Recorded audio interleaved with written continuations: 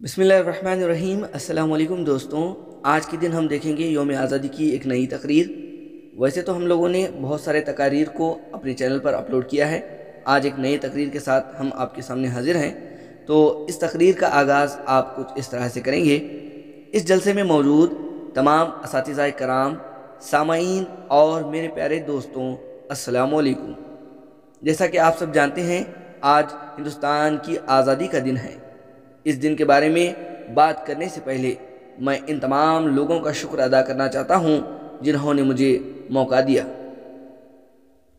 پورے ملک میں تہوار کا ماحول ہے، آئیے ہم سب اس آزادی کو یاد رکھیں اور اس کا احترام کریں جو ہمیں ان جنگجوؤں کی قربانیوں سے ملی، جنہوں نے ایک غلام ہندوستان میں عزت نفس کی آزادی کے لیے جدوجہد کی اور ہمیں آزادی دلائی۔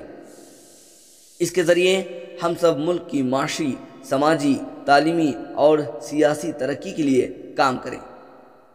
اگرچہ ہندوستان کے جمہوری نظام کے اندر مختلف مذاہب، ذاتیں، زبانیں، مختلف ثقافتیں، رسم و رواج اور نظریات موجود ہیں، لیکن ہندوستان ہمارے ہندوستانیوں کے لیے ایک طرح کی جنت ہے جو تنوع میں اتحاد کی تلقین کرتے ہیں۔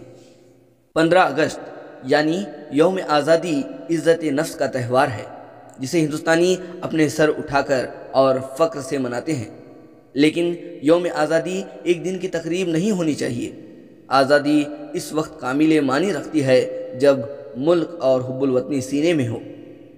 آزادی کسی ایک شخص کی مجموعی شخصیت کے تعلیمی، معاشی، سماجی، مذہبی، آئینی، سیاسی، علاقائی، فطری، ذہنی حالت اور جسمانی دائرہ کار دونوں کا مجموعہ ہے۔